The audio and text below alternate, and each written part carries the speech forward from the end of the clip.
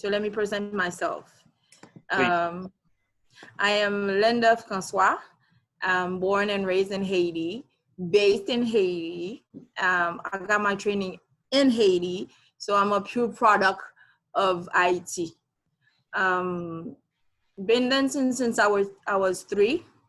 Then I picked up, let's say, my professional background started really at the age of 13, where I got my formation at a company called Aiko Dance with Jean-Guy Saint-Just, Jean-René Delsoin, and Gérard Florestal, and I spent 22 years there. This is where actually the meaning of dancing started in terms of career and professional vision about dancing. That's where the story really began. So after 22 years, I left in 2013 because I felt the need to rediscover myself without that frame. Because when you're in a company, you're actually in the frame of that company. So you're in that essence of that company and with the signature of the choreograph. Or so I wanted to find myself and see what I had to say. So my personal, let's say, journey as a choreographer started in 2013. And then from that point, the major change started in 2018 when I started my company called Expression Haiti. You write that with an X and a P because for me, expression means applying pressure. In Creole, you say pression, so it's expression, applying pressure to the system so that in all sorts of ways. I could say for the cultural system itself, because we do not have a system here, applying pressure on dance itself. In terms of dancing Haiti, what does that mean today?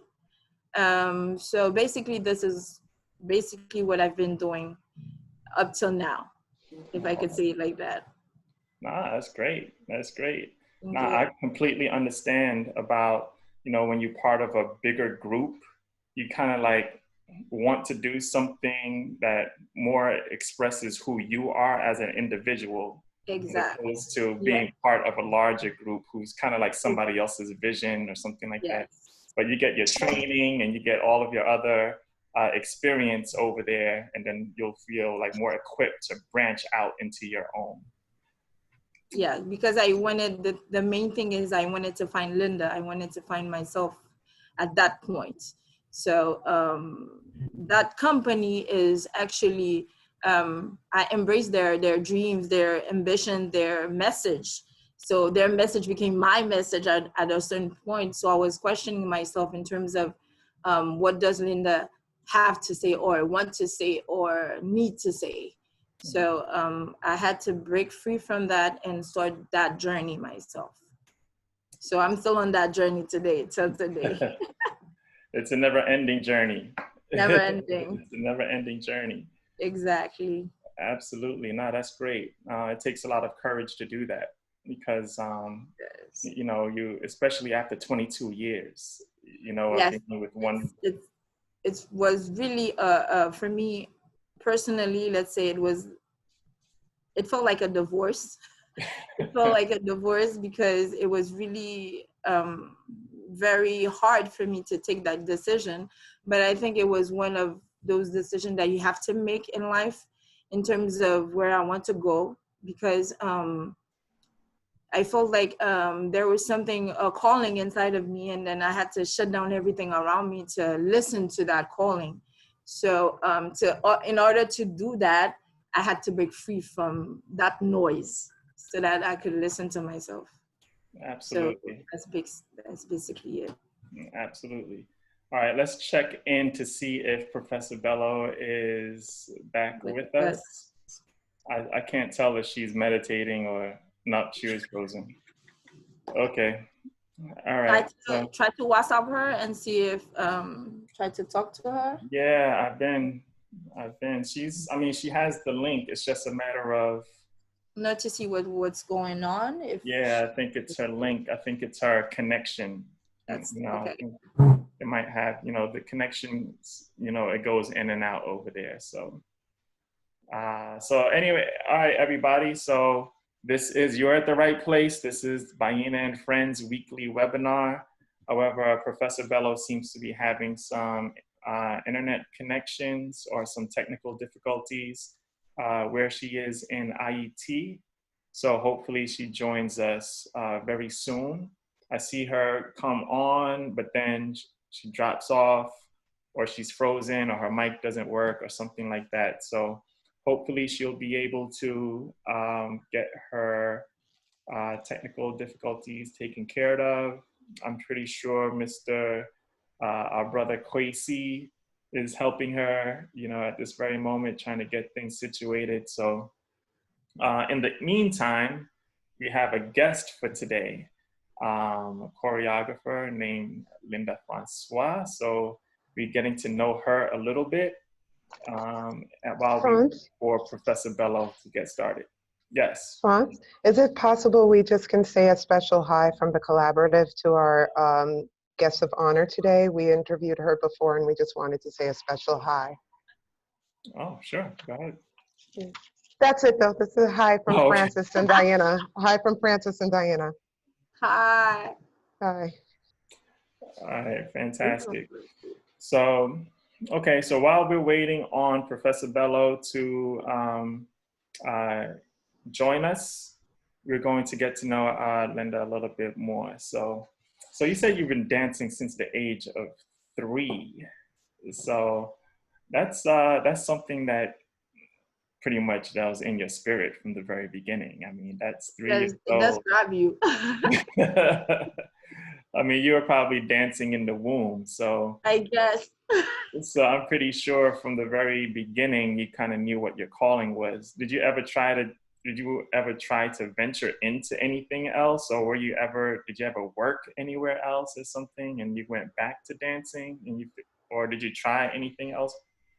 Never. Well, my parents took me to dance early at 3. And at 9, I went to this lady at 3 and I stayed with her. She was Ketli Djunga. Her name was Ketli Djunga. And I studied there for about 3 years. Then I stopped.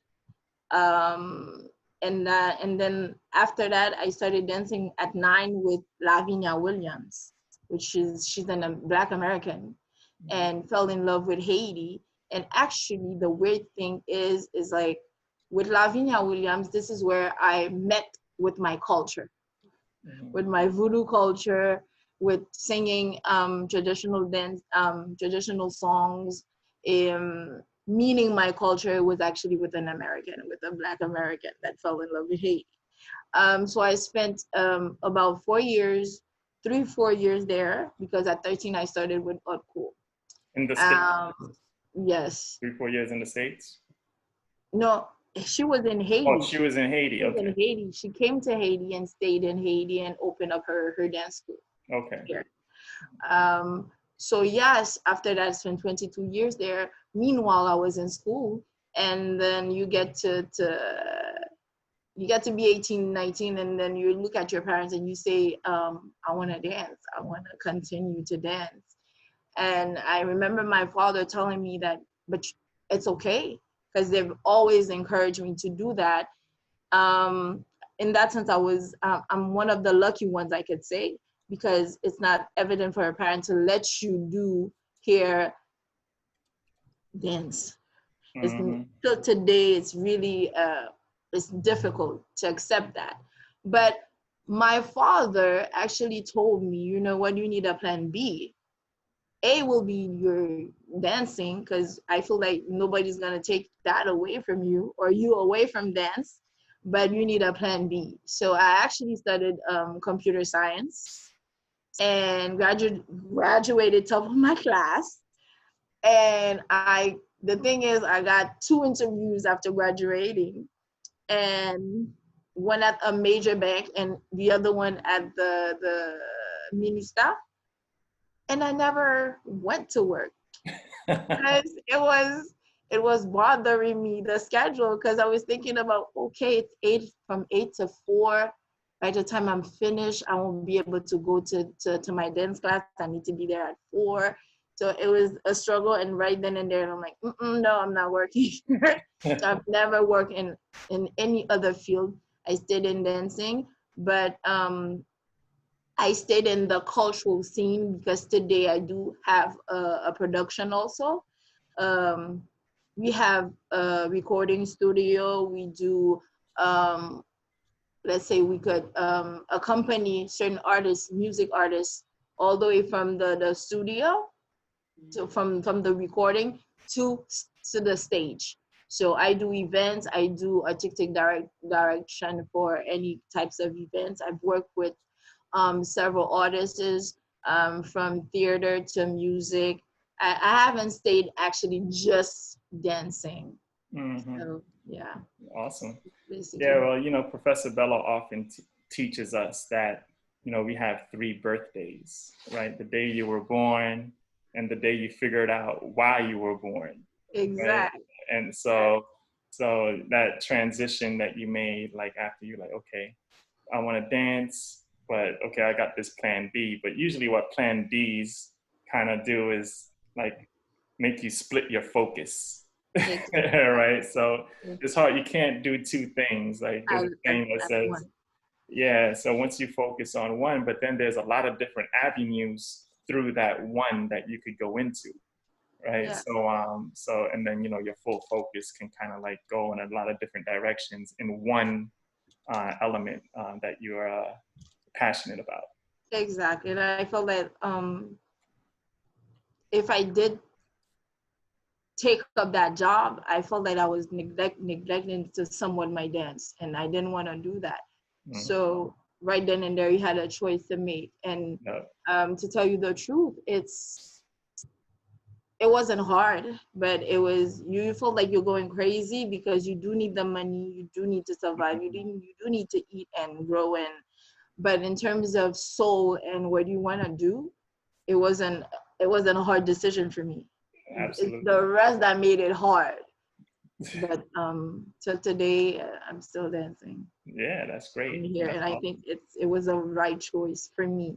Of course, I believe it. I believe it 100%. I think everyone that's on here, I think when you're doing something that you're passionate about, that you feel that this is why I'm here, but maybe at the time it feels like, man, I don't know if I'll be able to support myself and my family, like doing like what I love to do. Isn't it crazy? Isn't it like, are you thinking straight? Are you, That's right. Smart about this? Right. Am I gonna have to, can I have my job and do something that I'm passionate about, at the same time? But it's very difficult, and oftentimes you can't do both. You're gonna be faced with a decision that, wow, this is a big opportunity for me over here, but I have this job that I can't leave.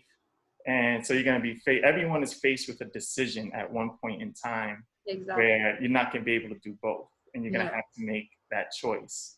And I encourage everyone to follow their heart with that decision, because it will work out. It will work out. And, it's God's plan for you. You know what I mean? So it'll work out. Nice. Yes. So, indeed. So have you ever come and danced in the States side? Like, have you done anything like that over here? The last time I was in the States, I was in Washington with the Haitian Ladies Network. Oh, okay. That was last year before Corona. And I got to dance at their weekend event. And it was an awesome. Yeah, I was there. Was and that I was there with Edgewood Danticat and Kanye Jean-Pierre? Exactly. Yeah, so I danced with my sister, and they had James Germain and Malou Beauvoir also. So it was a very, very interesting experience. And actually this year, they invited us, my company, and they'll be having an online event. So I'll be featuring a video of the company from my last creation called Kembe Alada. Awesome. So, awesome. Yes. Fantastic. Yeah, I was at that event actually. In fact, Professor Bello was there as well. That's where we launched our Shiro's book at that Great. at the brunch. I think the Okay. brunch was on Saturday or Sunday, one of those days. I can't It remember. was on Sunday. I danced on Friday night or Saturday night. I don't Oh, remember. okay, okay. And we had to leave the next day Oh, because okay, we had okay. to come to New York for You have a some internet cultural now? exchange. Oh, wait, I hear somebody. Is here. Let's try to see how much we'll get. But good evening to everyone. Jumbo, Alafia. Very happy to welcome you, Linda Isabelle Francois. We're very happy to have you with us today. As you know, freedom is the first thing that we always talk about. We won't go through the poem today, but we will look at from what the little bit I've had here and there from Linda. We could look at where Linda understood freedom and acted on her freedom. France was doing a great job there, handling things. Thank you, France. That was very, very good. We see that when I'm not there, we're sure things will be handled properly. So thanks a lot. And, but we do have to go. Freedom. So where do we see in Linda's choices that she made freedom choices?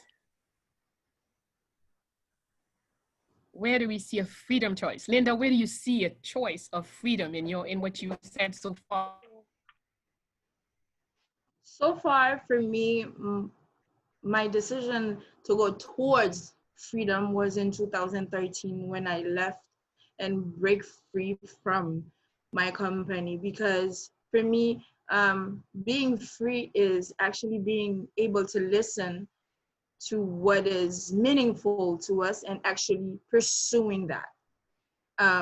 This is where you're free. I think this is, for me, it was a turning point, a pivot point in my life where till today I struggle to stay in that state of mind, in that state of freedom, and talk about what is essential to me, what is important to me, regardless of what society or what history or what social boundaries that I get. So for me, right there in 2013 was actually the period where I went to grab my freedom, I could say.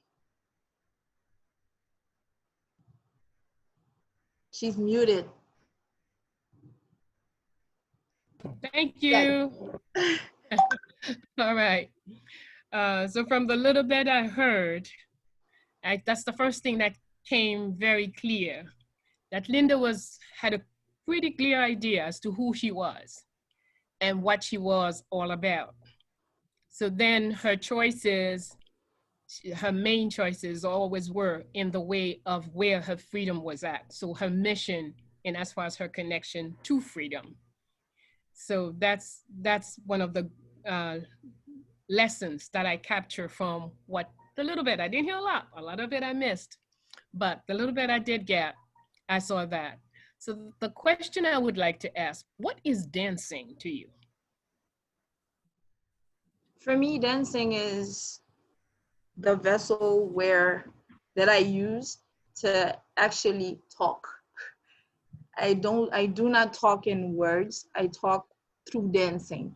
This is the only way that I know of that makes sense to me and my body and my soul and my mind to actually put down a message, a question, a comment, anything that I feel like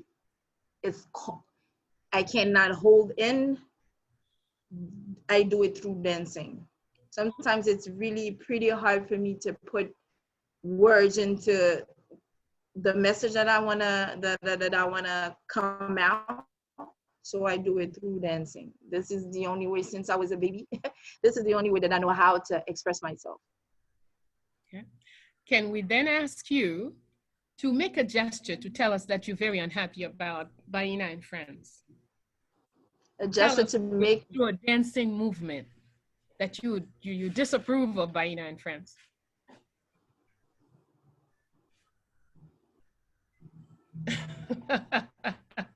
Very good. So you see, she is illustrating for us how communication is in every way. Everything we do is about it. Is we communicate whether we are conscious of it or unconscious of it. All right. So today, for example, let me see if I can show you more of me. You've seen me so many Thursdays, and you see me this Thursday. What would be your comment? Today. What about Bayyinah today? For me, today, Bayyinah is still connected with, I'll go straight to what I feel. It's about energy, it's about love, it's about pink. Pink meaning Frida. Pink for me today is her day for me. And I feel like the energy that is coming out from what I see is towards that. I feel that connection when I look at you, actually.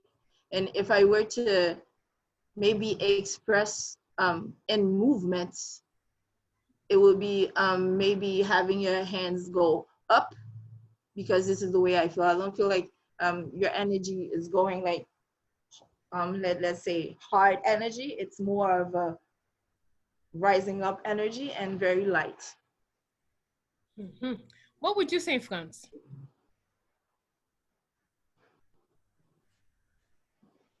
Let's see. Your energy today, I get a lot of professor, military. Yes. the shoulder. Yes. Yes. We celebrated yesterday King Henry. So maybe I think maybe a little bit of his spirit is still around in you.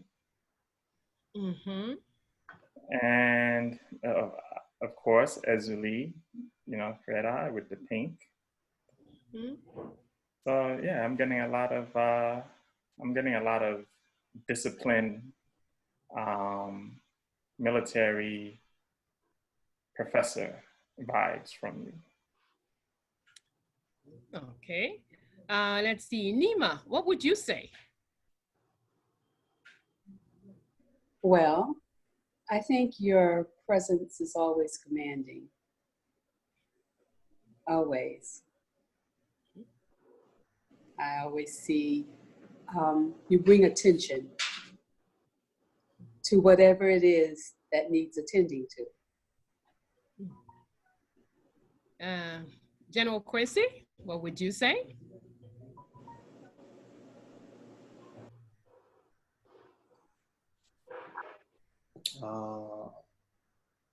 What would I say? Very matter of fact, down to business. Focus on getting something done and accomplished, despite the difficulty. Perseverance, I see. Thank you. All right, today is October 8th. And October 8th is the day that General Jean-Jacques Dessalines was crowned Jacques, Emperor first of Haiti, Empire of Freedom. So from the morning, I was very general in my demeanor. So then, yes, I'm wearing a military outfit in gold and red, as he did on January 1st. And I had to do a lot of effort to wrap my head in the pink. About 12:45, so I would come into our day and put on her crystals and whatnot and bring down some of that general stuff. So this afternoon about 4, as soon as we finish here, we'll be going to the crowning, activity, the event that we have for the crowning every year on October 8th. So we'll be going to that then. So today's a very, very full day. But to come back to dancing, you do know that the general loved to dance, right? Linda? Just baton. Wait, yes. Yes, he had this dance with the baton that he loved. Well, he danced, he was, and to many people, many comment that we've read, is that he was the finest dancer of his time. Whatever dance was in, he mastered it. Oh. And one of the interesting thing is that people used to criticize Dessalines, especially after he became the head of the army, because the protocol was, when you're going to dance, you have to leave your weapons in the room before you enter the dance room. And Dessalines would never leave his weapon. And he would say, the weapon has to do with his mission. Dancing has to do with his passion. So he cannot leave his mission behind when he is in his passion. They have to be together. And so people would say, well, see this guy, he's uncouth, he's not learning the protocols, he's not this, he's not that. So anyway, when Rochambeau was coming to Saint-Domingue in 1802, one of the things he had learned about, of course, they study you before they come to attack you. That's the other thing we often don't do. You have to study your enemy if you want to win. So they studied us. And one of the comment that Rochambeau had was that they would take Dessalines on a Friday or Saturday night because he danced every Friday and Saturday night. So he programmed people that would find out where he's dancing on Friday or Saturday and take him there. And after several attempts to take Dessalines on the dance floor, we found a memo from Rochambeau that says, Dessalines is more dangerous on the dance floor than on the battlefield. So do not attack him there anymore. So what should we understand there? My understanding is, once your passion and your mission is one, you are invincible. So we should never leave our mission behind because we're giving ourselves to our passion, or leave the passion behind because we have to be busy with the mission. The mission and the passion together makes us even more, even stronger. And to me, in fact, the exact quote is that after 36 tentatives to take Dessalines on the dance floor, realize he's more powerful on the dance, more dangerous on the dance floor than on the battlefield. So do not attack him on the dance floor anymore. He's lost too many men trying to do that. So that's one thing. The second thing we come to understand as we study the number one Haitian, the greatest hero ever, we realize that dancing and fighting, especially in those days, fighting with a sword, fighting with saber and all of this. If you look at a dancer and you look at a swords person, you will see both of them. If there's no sound, you will think both of them are dancers. Okay? And that brought me to understand that dancing is actually having control of space through your action. You dominate the space through your action, through your movements. So someone who's fighting, who cannot have control over space, have very little choice, very possibility of winning.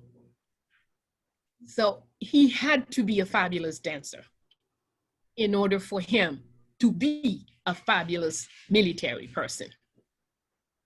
When he looked at people move, he could understand so much about what their intentions were. Another thing came to mind. There was a day in Saint-Marc, a priest had invited him to dinner. And as he entered the dinner place, the woman who serves there The woman made a gesture to him. The woman did this. So Dessalines understood there was something wrong there. And so he told his host, excuse me, I'll be right back. I hear something and I have to go. And he jumped on his horse and went away. They had planned to kill him that day. But very quickly, one single gesture from that servant woman, and she risked her life. Mrs. Pajot, she risked her life to tell him, watch out, they're gonna tie you up. So many of us could be in that situation and not even understand. Say, what's wrong with this servant woman, right? But he picked up right away because as a dancer, he learns to pick up on gestures and understand messages through gestures. What would you say, Linda? Do you think I understood this more or less correctly? I think you're right on point. And I think this is where dancing is magical, because in one gesture, you could say a book. You could have a book in just one gesture because it carries so much energy, the gesture itself, and the expression of the face and the expression of the soul, the projection in one gesture carries mountains of information.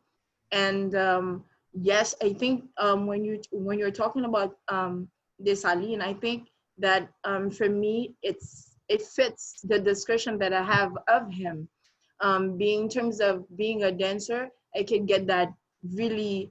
It for me, I think 100% he was a good dancer because there's this type of energy that you do need to have to be a military. That for me to be a dancer is to be a warrior, is to be a soldier. So I could connect with that.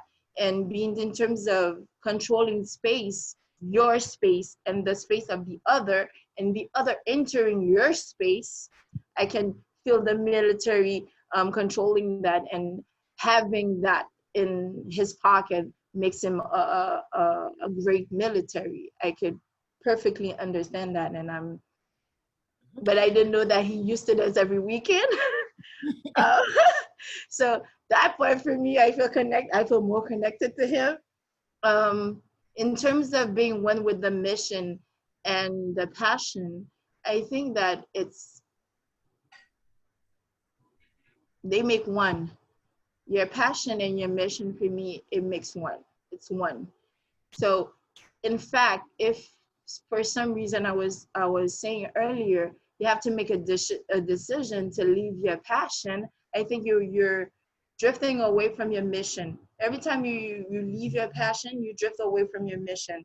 And if you do want to accomplish your mission, you do need to find your passion and start growing and grooming that passion and having all sorts of things to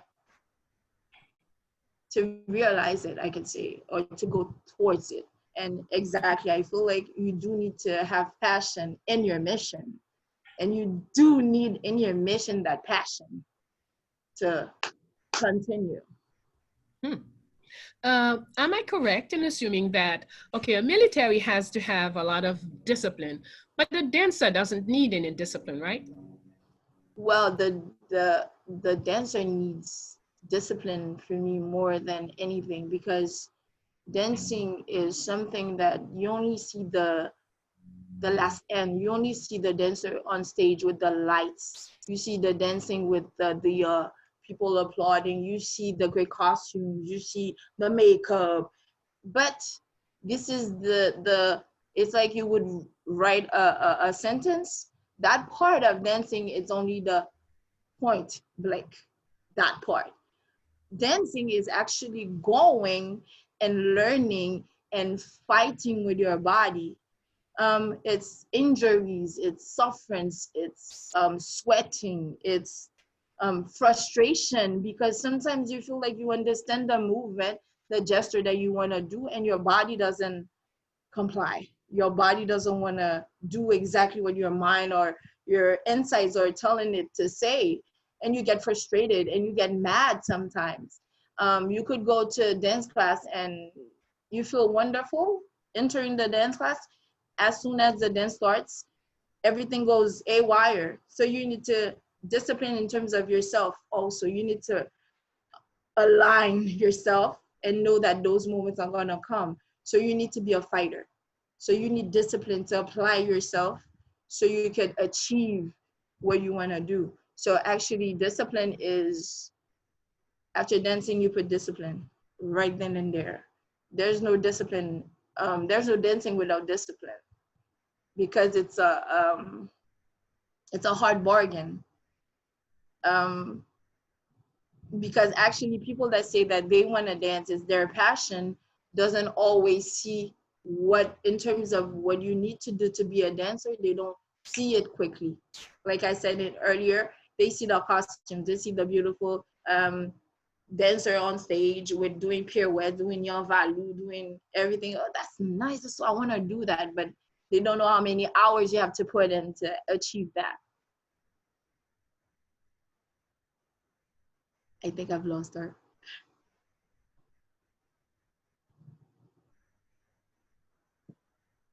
Oh, wow. Okay. So she'll be back soon. Usually when she drops, she comes right back in. So, but wow, this is a very interesting topic. I love it so far. Yeah, dancing, it's connecting. You know, there's definitely like you're connecting with the ancestors, you're connecting with yourself. I mean, I'm a two-stepper myself. Every Haitian, they know how to dance. Haitian dances in the room. You know what's funny? The only time I feel like I know what I'm doing when I'm dancing is when there's Haitian music playing. It's so easy to dance, the rhythm, the beat, the drums, you do feel the connection automatically, and your body starts to move without you thinking about it. Absolutely, 100%. As soon as you know my YouTube station, IET Troubadour. Exactly. As soon as that comes on, man, my wife listens to it, and we dance in the kitchen all the time. So yeah, absolutely. It feels like that part is like inside all of us. All of us. Sometimes we try to control it. Funny thing is, I went to this ritual, like in a church, and people were singing, and there was this part. It was a concert, but it was really for church. It was mainly gospel, I could say. And there was this part of the song where they came in with drums. And I was dancing, I was moving, and then I saw somebody, a Haitian woman. She felt the drums so bad that she was trying to control her body, not to whine, not to, you see what I mean? She was controlling, because for her, it was too much. But if you listen to the song and you're listening to whatever song it may be, but because she was in church, she felt like she had to hold herself from what her body was telling her to do, because it was, for her, it was drums, it's voodoo, it's bad. You see what I mean? But in terms of DNA, I think every Haitian, when you hear that beat, yeah, you start, even your shoulders, you have the you have the groove on. Absolutely. There's a book that I read a couple of years ago. I think it's called Claire of the Sea Light. I don't know if you ever read that one, but it's about a woman in Haiti, and whenever she hears the drums, it just takes over. She can't help herself. You can't. Like, she'll just, as soon as the drums come on, she'll just start dancing and moving, and the next thing you know, an hour or 2 hours pass by, and then she wakes up out of her trance, and then she doesn't even know where she is. There she is. Yeah. That phenomenon is actually when we have a rara here. You could go into a rara is passing by your house, like for instance, you're in Pétionville, right? And it's passing, and the music takes you, and then you come out of your house, right? And you're following the rara, and the rara goes all the way down to Delma, and then it enters its home, and then you're like, oh, I have to go back to all the way to Petrova. You didn't even feel that. So yeah. Okay, I believe our host is back. Yes, we're back. So, and I missed out what happened. The last question was, I said that there was no discipline in dancing. And of course, our dancer and choreographer corrected me and emphasized the fact that it's a lot of discipline to get your body to learn to do the moves that you are training your body to do. And you cannot be a good dancer, if I understand correctly, if you do not have any discipline. Discipline is a must for the training, for the sweating, for all the pain. You have to be courageous, because sometimes I guess when you hurt your ankle or your whatever, and then you might say, well, you know, hey, I'm not doing this thing anymore. No. No. And sometimes, yes, you have to get up with the pain and do the practice. And perform actually with pain sometimes. Like if you have like a broken finger, I dance with my broken finger, and then come to find out you are so used to pain and controlling that pain that I actually didn't know that I had broken my finger. You have to dance with any major injuries. When you have like you have your schedule and you know that date you're performing, it has to be really a case of emergency for you not to perform. So you have your period, you are dancing. You have stomach aches, you are dancing. You have injuries in your spine, you are dancing. The only way that you're not dancing is if you were like laying down, you can't get up. This is the only way that you're not dancing. So dancing is for me, it's one of the toughest things that exist in art in general. I don't want to compare because I feel like let's say other artists have their own pain. For instance, like a painter can tell me, I could be on this canvas and I'm blocking. Maybe that's that type of pain that a painter does have. But for me, the pain in the body is constant. I've never been without pain in my body. Never. Till today, I've danced all my life. I've always been in pain. There's something, if you work and you keep on working on your craft, you cannot be without pain. For me, it's impossible. So. Right. And it makes sense.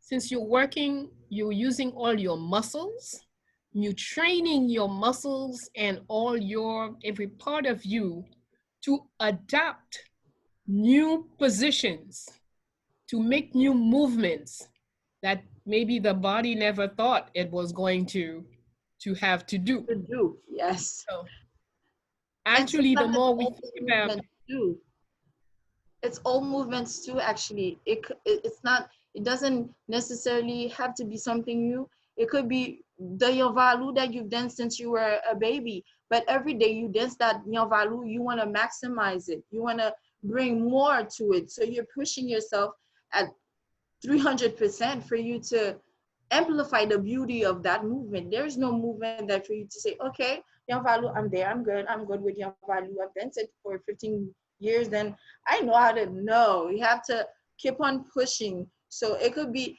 and from that pushing, new things are coming in your body, actually. It's from the pushing. If you tell yourself that you're there, then there's nothing else for you to learn. So the body's gonna stop and the creation is gonna stop. And the pushing yourself towards your dream and that freedom is gonna stop. And you won't receive any other message. So you have to keep on pushing your craft, your mission, your passion.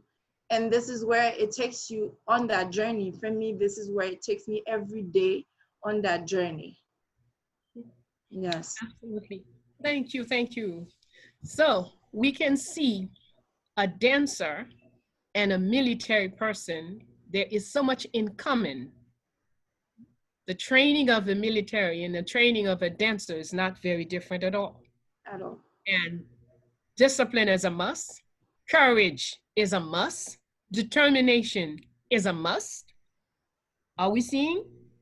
the dancer is placing motions on space for our pleasure. The military places motions on space for our well-being. But both of them have to do the same training, the same things, the same pain, the same suffering in order to reach victory. And so we could see no matter, and we could transmit that to almost any craft. It doesn't matter what it is that you're doing. If you're doing it the way you should do it, then there has to be discipline, courage, determination has to enter it. You have to recognize where is your passion, where is your mission, but yet you have to make a fusion of your passion and your mission if you want to be victorious in the field that you are working. We're really very happy. I don't know if Linda said that she was the étoile in various companies. Probably she didn't do it. I know she's so humble. Okay, let me tell you guys. You know what an étoile is? The étoile is like the star dancer of the company, the number one person that everybody comes for. And if I'm not mistaken, she worked with Art Co. She was a star there, and she worked with different companies that we have seen Linda grow from a dancer to a star in various companies before she went out and began her career as a choreographer.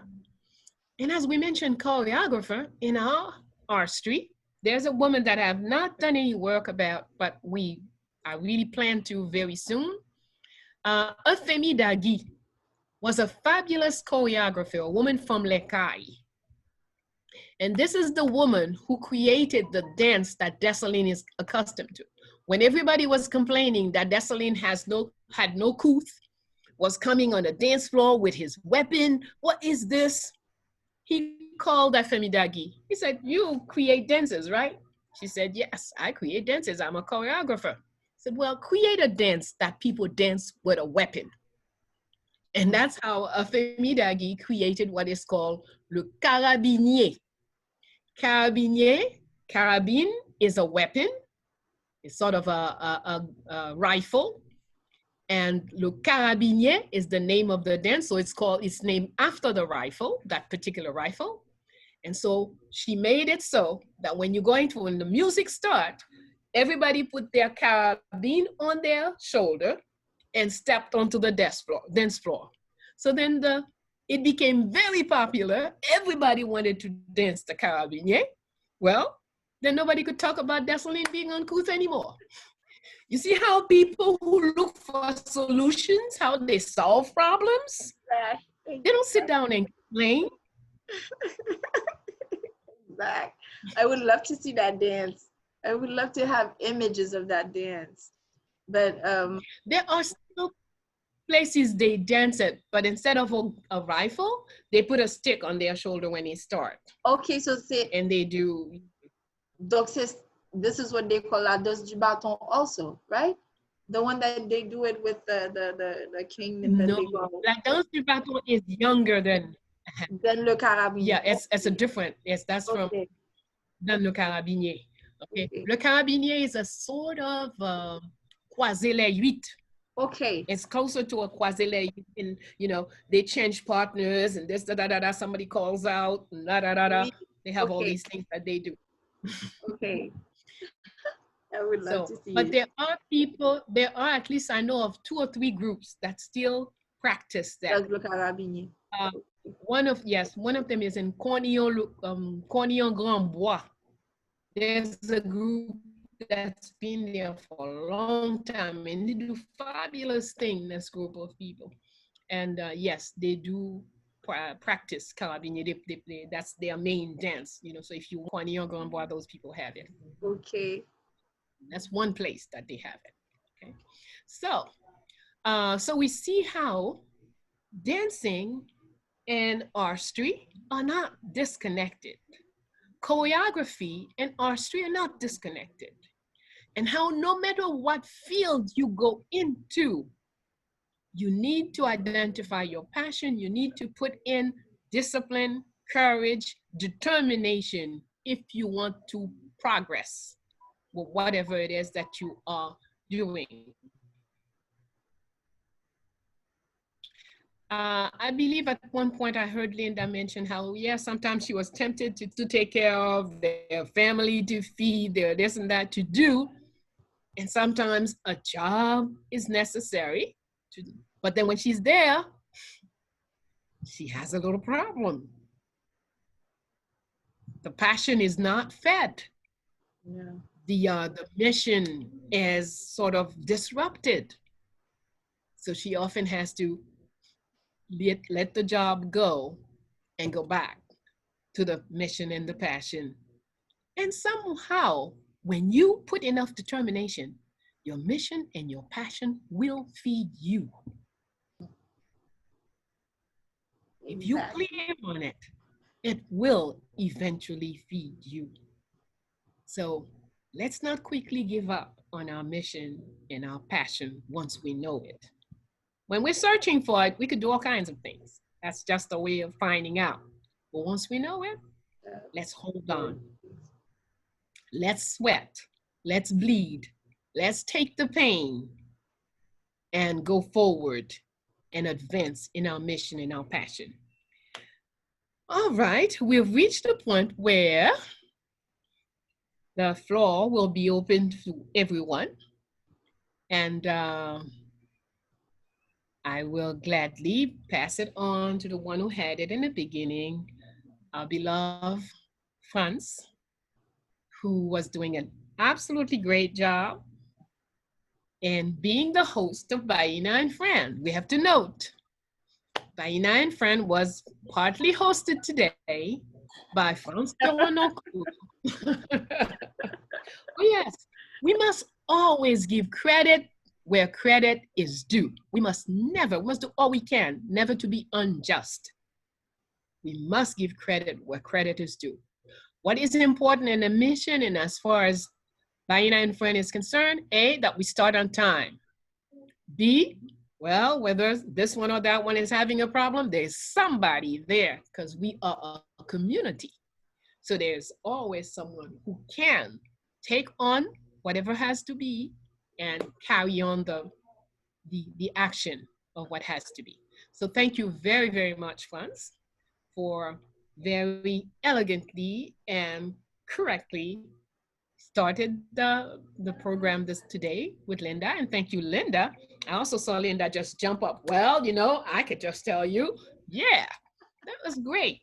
That's what we want. We have to be proactive. That's important. That every one of us, when we see something that needs to be done, that we can step in and get it done. Thank you to everyone for being here.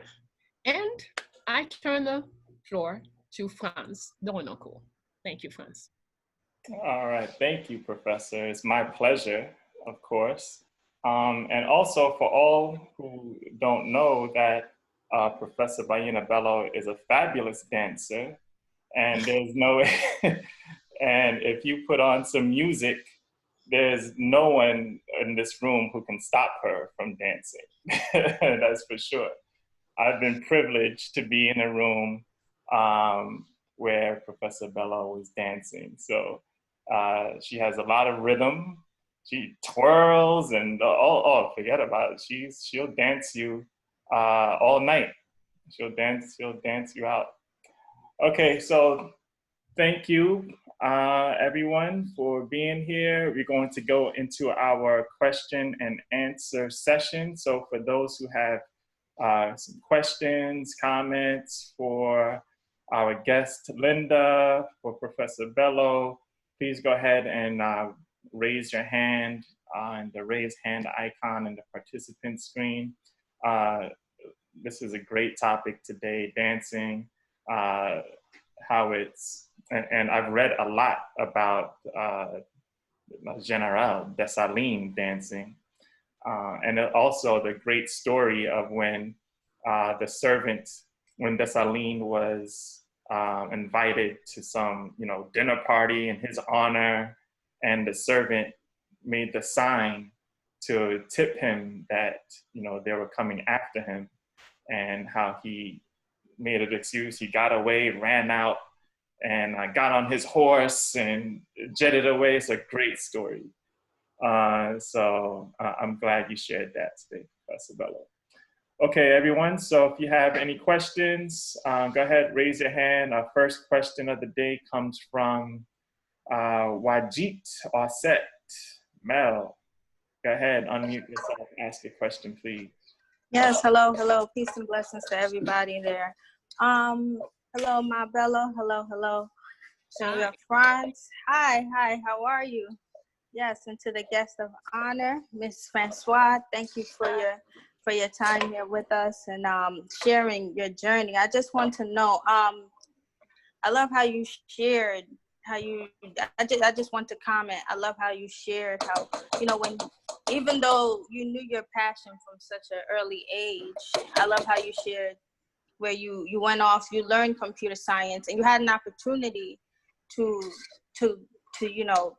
go further with it, but you stayed with your passion. Were there any other struggles along the way that kind of, sort of like roadblocks or anything that came about that kind of tried to take you away from your passion, or was that one of the main ones? And also, in relation to dancing, would you put, say, martial arts in that same category as well? And, have you ever done anything with martial arts? I know that was kind of a loaded question, but it's just a lot. Honestly, I'm really inspired by everything I heard, so I just want to make sure that I get everything out in one. Yes.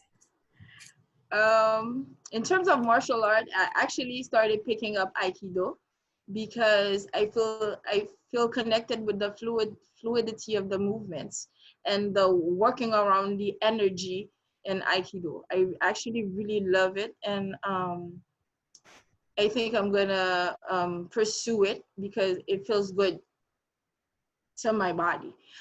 In terms of roadblocks, I think it's an everyday you have roadblocks.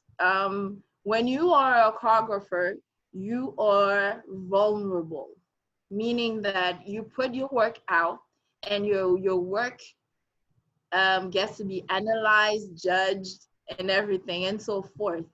I think that it's an everyday struggle here till today in Haiti, because for me, my signature is promoting my culture. So my main signature in my company, in my creation, is Voodoo culture. The roadblocks, yes, you do get that. They sometimes portray you as someone that actually is not always. The main thing that I do get is, well, Linda, your creation are too voodoo. It's too much of that. And I'm like, well, I'm inspired by my culture, and this is what I put out. And there's a big difference when you're on stage and when you're in the temple. I'm not actually putting the sacred part of voodoo on stage. I'm actually I'm inspired from voodoo to bring that culture to stage. So in terms of roadblock, yes, I have that kind of comments, but it doesn't stop me. But like I shared with you, the main ones is like at that time when I had to take that decision, and it's the decision not to work and pursue my dreams and pursue my dancing. And it's ongoing till today. You have COVID, you have pay lock, you have all types of things that make you wonder, should I get a job? Should I try to get? But no, I made the decision with myself a long time ago to pursue my dream and my calling and what I feel till today. And in terms of what Bello was saying earlier about nurture, how do you say, to be nourished? I need to get that food for my soul. I need that food. Without that food, I feel like I'm not gonna exaggerate, but the word is actually die. I feel like my light will die if I don't get that food. For instance, I was doing an interview and people told me, well, today you're 43. Aren't you gonna aren't you gonna retire from stage and continue being a choreographer, not going on stage as a dancer? And I said that it was a selfish move, me being on stage, because I do need the food that I get when I'm on stage. When I'm on stage is the only place where I feel connected to my ancestor and they actually feed me their energy. I'm connected when I light a candle and in my room and pray to my ancestor. But there's nothing that could replace the connection that I have with them when I'm on stage. So I need that fuel. I need that love. I need that affection. I need that connection with them. So I'll be on stage till I can't. Well said and well received. Thank you so much for that answer. And you know what? I feel the exact same way when I write, because I'm a writer and I'm also a Reiki therapist. So whether I'm, doing energy healing or writing a poem or anything like that, that's what feeds my soul. Exactly. And so I understand. And now I'm at a point in my life where I'm not willing to compromise that for anything, anything whatsoever. So I appreciate your words and you sharing your experiences. Many blessings to you. To you too. Thank you. All right. Thank you, YG. Yeah, there really is no substitution where you could get that feeling from anywhere else. Like it just has to be that's it until you can't do it anymore. And then maybe you could look into different things. But until that ends, you're just going to keep going. Right? Or my ancestor will give me another way to connect to them because I need that. I need to feel a maîtresse Julie like that all the time. I need to feel Ogu like that all the time. I need to feel Dambala like that all the time. And this is the only place where I do feel them like that. Absolutely. That's great. All right, let's go on to our next question. Next question comes from Valerie Ingrid. Valerie, go ahead, unmute yourself and ask your question, please. Hi, good afternoon, everyone. I hope you can hear me well. Yes. Okay, perfect. And thank you for allowing me to speak and thank you for your time. I actually had a comment more than a question, if I may, to Linda. And I just wanted to say that I really respect and find your journey amazing, and I commend you in pursuing your passion and doing your mission. And what I found so intriguing is that, because myself, it took me a long time to consider myself a dancer because I put my passion aside for work and doing everything else, that wasn't, pursuing me to do my dreams. So it took me a while to know and to consider and to acknowledge that's what I am. I am a dancer. So I really commend you for not allowing your roadblocks to dictate your journey and basically stop you from pursuing your passion. And I wanted to say that that's something like I have a struggle with right now currently because of course, with work and everything and due to the COVID, the thing in my mind, because how I was conditioned is, go to school and get the job and, and that's it. And now that this COVID thing is happening and I'm realizing, certain family members are like, not doing well in the Haitian culture, you're like, you have to put all your passion and dreams aside to ensure that your family is good and, you're doing all those things, right? So I really commend you in all those things that you do and to actually to say to yourself, you know what, I'm no longer going to do this type of work according to how others want you to do it. You're going to just stick to your dream and passion and pursuing that. And I find that that's so amazing because, and people like myself, you know, and I'm speaking for myself right now, you know, it's discipline is one of the hardest things for me to do in terms of sticking to the dream, or rather the mission, the purpose and the direction, when there's a lot of other noise in the background. And sometimes I feel like that's what's blocking me to do that and becoming great of what my ancestors is giving me, because they were never average. So I feel so horrible not doing these things, because our ancestors and our God is so great that I can't even imagine. And I'm being blocked by this, you know, I don't want to call it so deminimizing, dilute, but it is nothing compared to our ancestors. So I really commend you on your strength, your craft, your art, your talent, and I think you're amazing. And I totally agree when it comes to the stage. It's like your home. You get fed by the ancestors. And ever since I started, I never had training or anything. I learned myself by watching, you know, people on videos. And then as I, you know, YouTube came along, I started doing that. It's an unbelievable feeling, dancing mentally and spiritually. No one cares about the clothes and the makeup, you know, so it's like the least of the problem, you know. And it's so funny because everyone now in dancing does, and I'm like, you guys care about the makeup? Like, I'm making sure I don't lose myself so I don't fall off stage. So when I say that, and I'm, you know, deminimizing myself, when I go on stage, I get fed by the ancestors, and I'm so amazed. And then, you know, I get, you know, so emotional about speaking it because it's just so great. And I, again, want to thank you for telling us your truth and being so honest. And thank you for hearing me and listening to me, to everybody. And thank you all for your time for this evening, afternoon, I should say. Thank you. Thank you so much. Thank you so much for your comment. And actually, I wanted to add that I'm one of the lucky ones. Lucky means that yes, I made that decision and I stuck by it. Actually, I had help. I had my family around me, and they didn't apply pressure in terms of that decision itself. They understood. Everybody was scared, including me, because it's a huge decision not to work in the conventional traditional scene and pursuing my dancing. And it wasn't pursuing dancing elsewhere. It was pursuing dancing in Haiti.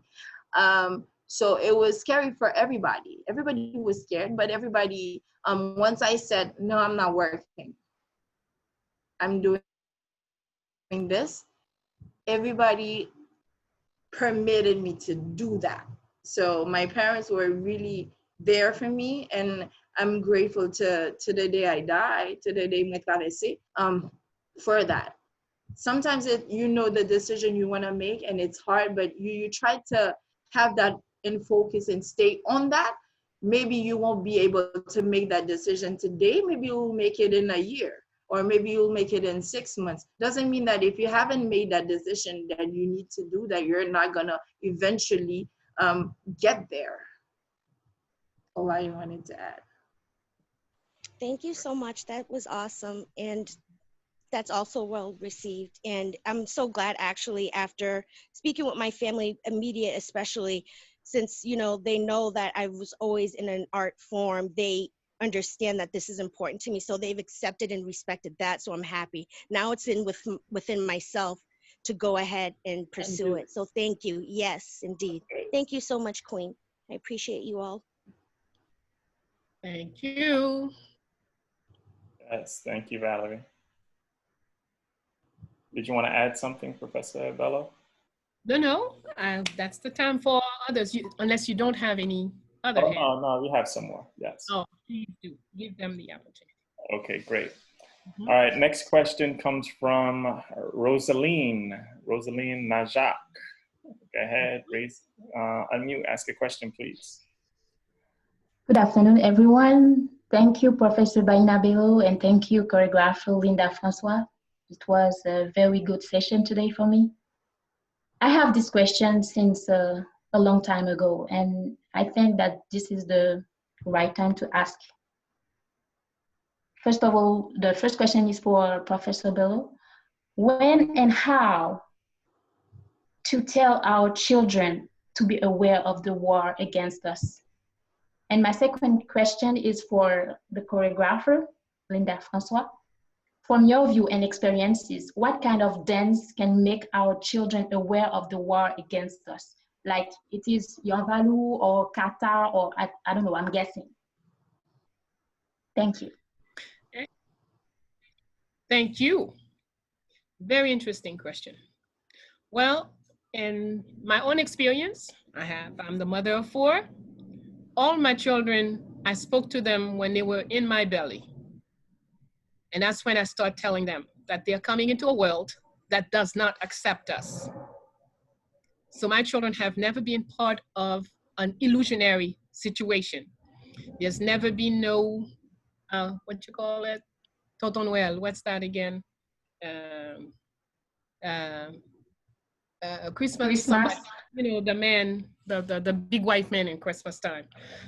We've never had this thing in our family. There are no Christmas trees. I've never put my children through no lies.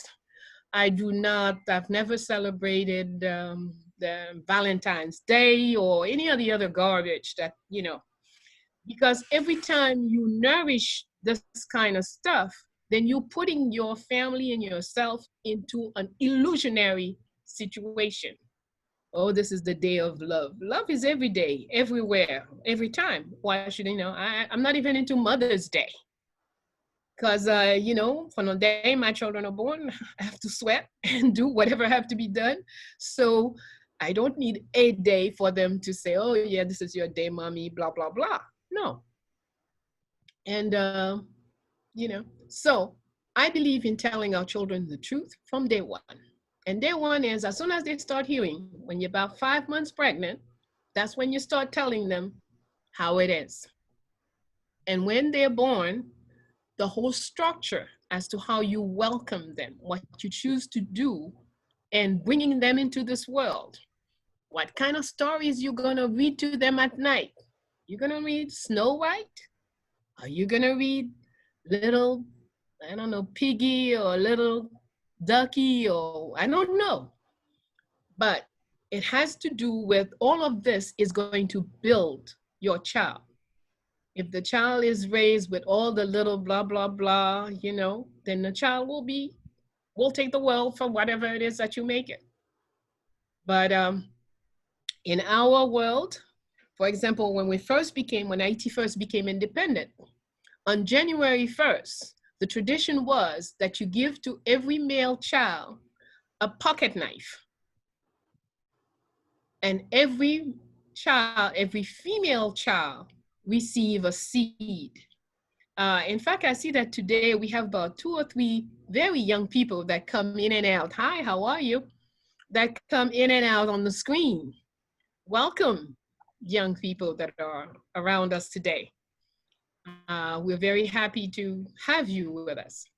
So yes, what do you give to your children? This is a world that talk all the time about peace, peace in the world, or peace, blah, blah, blah. But when you go to buy toys for the children, it's all about guns and military and this, that, and the other. Well, you have to know what you want. If you're gonna buy the guns and the stuff for your children, then tell them they have to defend themselves. If you're not gonna teach them that they have to defend themselves and their family and their nation, then don't buy the guns. But you can't buy the gun and tell the children peace on the world. It doesn't work together. So be coherent.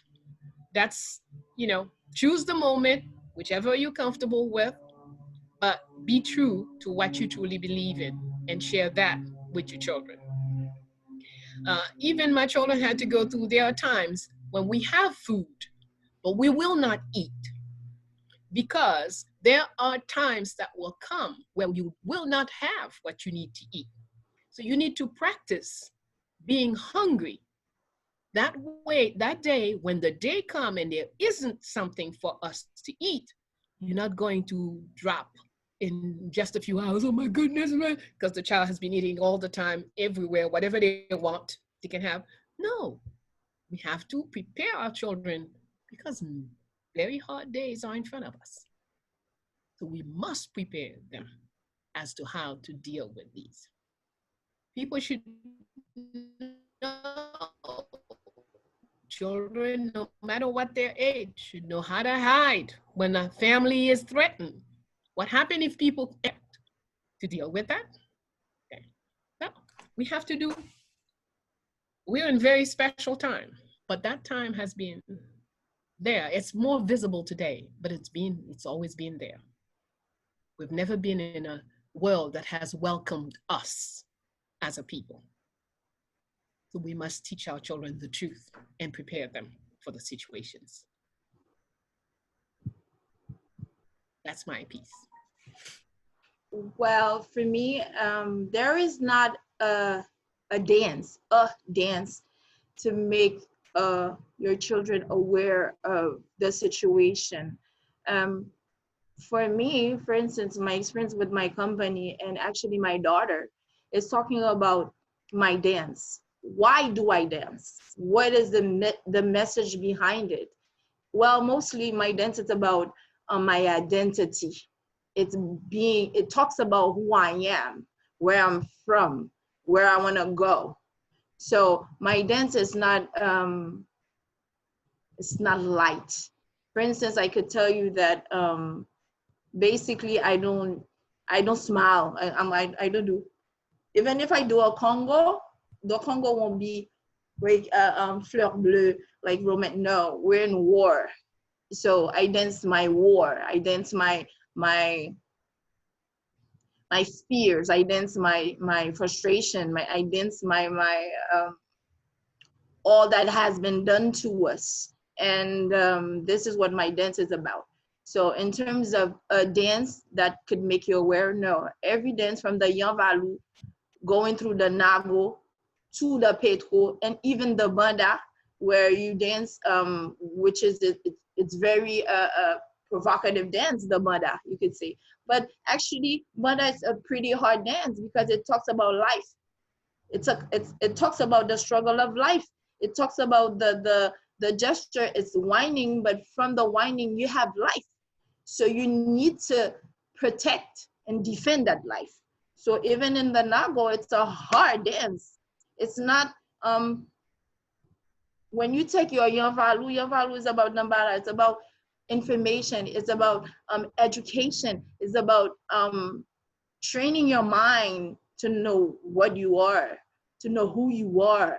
So even if the rhythm you hear it is dum dum dum dum dum, it's very soft. Dum, dum, dum. You have the snake coming to you like that, but it's not it's war.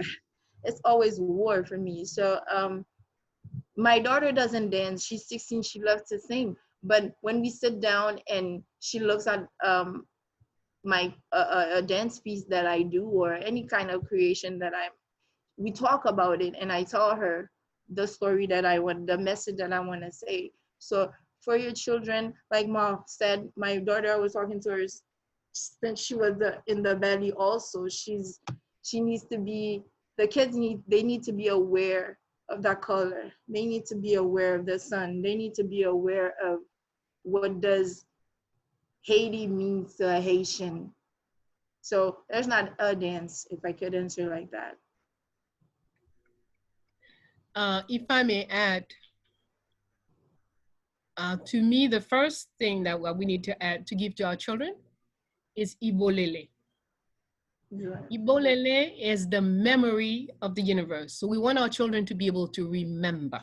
Exactly. We want them to have the ability to capture that which has gone, and so they can feed themselves with that. And simultaneously, Ibolele, you say, well, it's memory. One would think of, and you say, Grand Ibolele. So this is a very old woman. But that's the fearless warrior.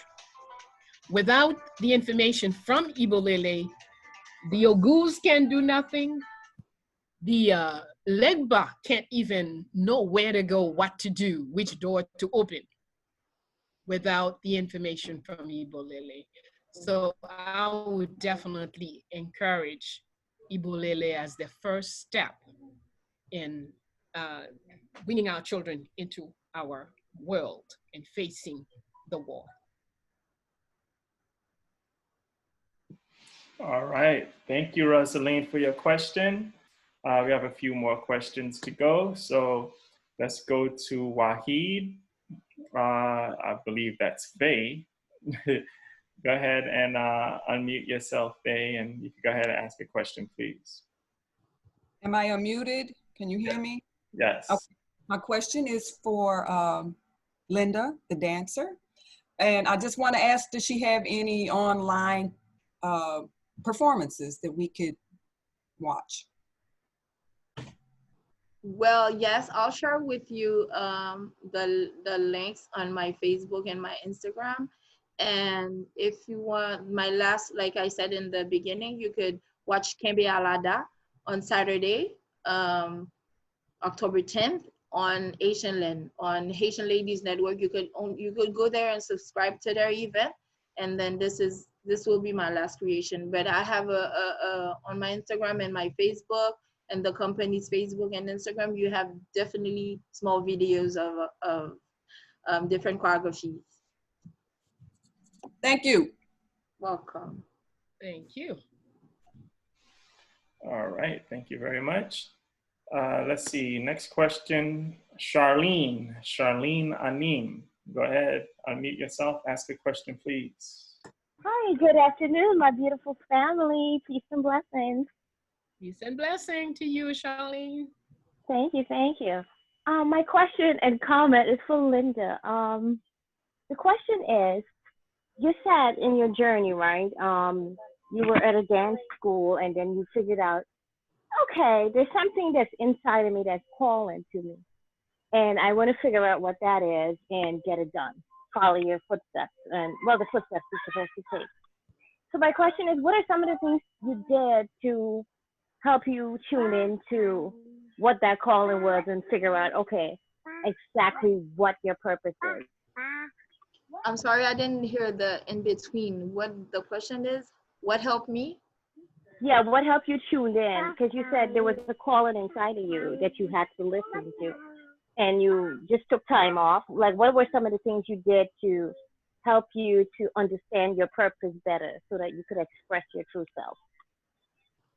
Okay, first for me is things were shifting inside of me. So there were signs. Things were shifting in terms of I didn't feel complete anymore. I didn't feel nourished anymore. There were lots of questions inside of me in terms of, whereas before I was dancing and I felt complete, I felt whole. And at the end of 2012, I felt a slight disconnection in my dancing between the inside and the actually dancing part of it. So I felt like disconnected. That's the word. I felt disconnected with myself, and like I felt that something was wrong.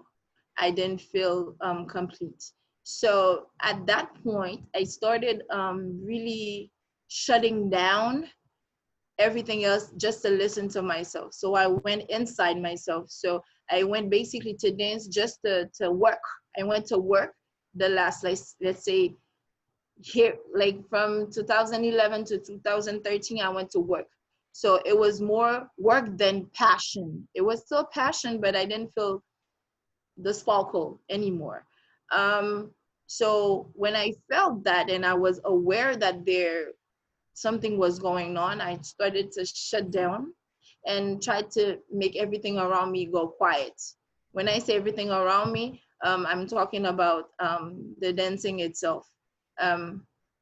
When you are in a company and you're mainly the co-director, artistic director, I was the teacher, I was the rehearsal director, I was the one sometimes doing the design of the costumes. I was like number 2 after the main choreographer.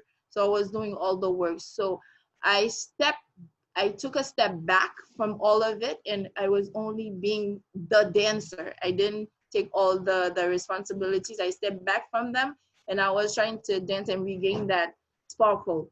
And then I figured out that maybe it was time for me to change, because after taking that step back and it wasn't shifting inside of me and going back to being fulfilled, so I figured that it wasn't my place. So I left. When I left, it wasn't clear that I wanted to have a company and that I wanted to dance. I just know that I had to step back completely away from it. And then when I stepped back completely away from it, I put myself in other situations. I was a dancer that didn't like to improvise at all. I hated that. And I put myself actually in the situation where I had to improvise a lot. From 2013 to 2017, I improvised a lot. And I did that on purpose so that I could actually surprise myself and find other things. And that's for those 4 years, that's when actually something started in me. Something else started growing in me, and I presented my first creation that's called Parfum de Femme. And from that point, it's like when you open a faucet, everything else comes through. And today I'm discovering myself, and I'm on that journey, and I'm still doing that research of myself. It didn't happen one day. The thing that happened one day is like the day I submitted my I do say démission, comment on dit ça? Resignation? Wait, that day, I didn't know the day before, but actually the day I woke up and I wrote that letter. I didn't know 24 hours prior that I was going to do it, but that day, the message that I had from my entity was I had to write that letter that day. And I submitted it that day without a question in mind, without any hesitation. And to today, I cannot explain what happened to me that day, particularly that day. But it was a must for me. And today I feel much better. I feel that I'm at a place where I'm one with myself. I'm at a place where with my spirituality is on deck, and I feel one with my ancestors, and I feel really empowered. That's the word. Right on, sis. Right on. I love it. Did you meditate to find your purpose? No, I listen. I didn't meditate. I listen. When I dance, I listen a lot, which means that I could go into my dance class, or I know that something is coming. I feel like, for instance, I have a creation called Tambu Tabu, which is where I like explore the rhythms, and I just let it flow. I let it come to me. I don't question anything. I let it come, and then the technical part of it, I will work on it. But the process itself, I just listen. I don't meditate. I listen and I dance a lot. This is what I do. Right on. Okay, and my comment was regarding what you said about every Haitian person knows how to jig or fig without even knowing it. I think you should expand that to everybody that's Afrocentric. Listen, my little baby, exactly. He hears music and he's going. You know, dancing is so beautiful. It's freeing and it's good for our chakras as well. On my journey, I was discovering that dancing is actually, it's spiritual in a way too, because you can connect to so many things. And I didn't start see that until I started doing yoga, and I kind of incorporate the two, and it's a beautiful union. And you know, I appreciate you. I feel so much closer to dancing, and there's so much that you could do with it, honey. You have unlimited money coming at you. Just tap into all that greatness. You could teach people fertility dance, everything. You got this. Many blessings, sis. Blessings. Thank you so much. Mm-hmm. All right, thank you, Charlene. Okay, we have a couple of more questions to go. Let's go through them. Let's see. Next is Miss Francis. Go ahead, unmute yourself, ask a question, please. Hello, everyone. Hey, Franz. Hey, Bayyinah Bello. And hey, Linda. How's everyone doing? I'm good, Miss Fancy. I'm excited to be here and listen to today's show. It was amazing. I do have two questions for everyone, for you, for Bayyinah Bello and Franz. So one, when are you and Bayyinah Bello plan on coming to the States? And for Franz, when do you plan on going to Haiti? All right, here's how we're gonna do it. Franz is gonna come, run the fondation, and I'm gonna go. I'll take care of the technical stuff. Yeah, I'm waiting for everyone. That'll be great. Well, for me, I don't know yet, but as soon as I have a date, I'll send the message that I'm here. Awesome. And my second question really is for Miss Linda. Do you have any, or will you be offering any classes online, virtually, for those like myself who would like to attend? Well, there's this class coming on. I think I'm gonna do it with Jean Apollon. But here, since I'm among family, I could talk truthfully about this. I don't usually teach online classes because it's hard for me personally to do those classes because I need to feel the energy of people that are actually in the room with me.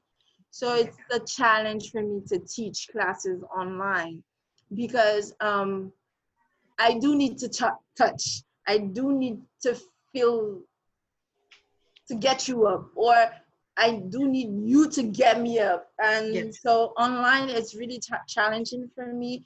And I try to stay away from that. I run from it. But I think next I'll do something with Jean Polo because he's my brother and I love him to death. And it's a network and we really need to encourage and support one another. So he's doing this, I'm there with him. But I would, I prefer like the body to be there with me and for us to exchange energy. Yes. Understandable. Well, I'll definitely partake when you do decide to do that one.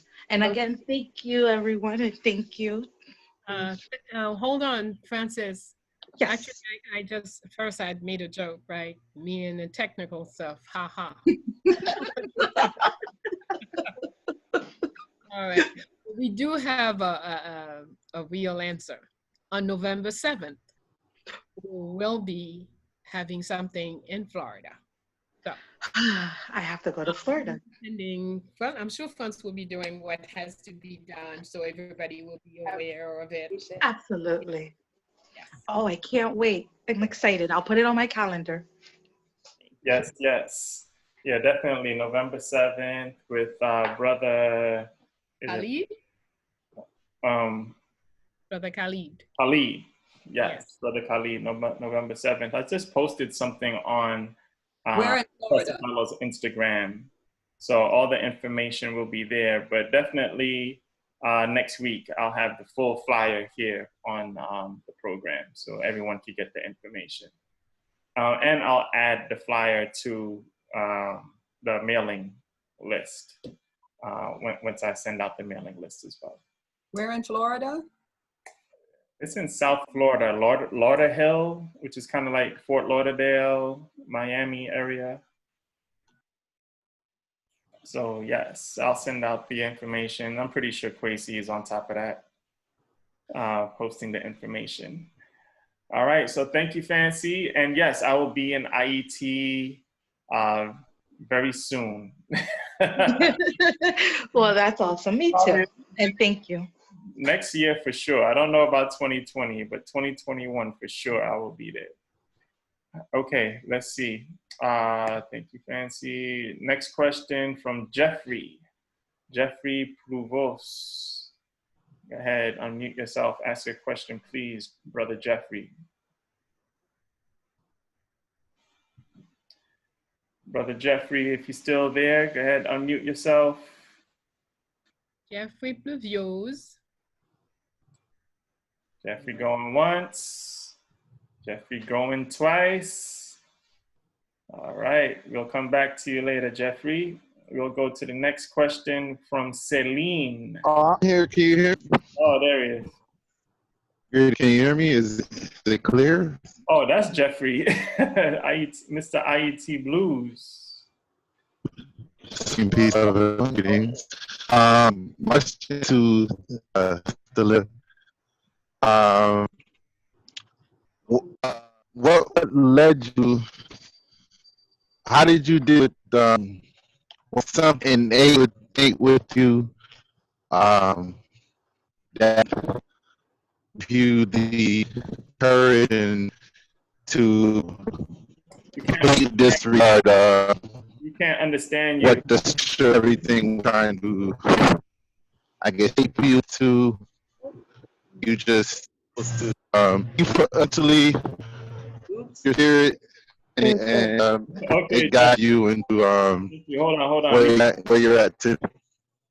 All right, hold on. While you're walking, we can't hear. If you can stand still and ask a question. I'm breaking up. Okay.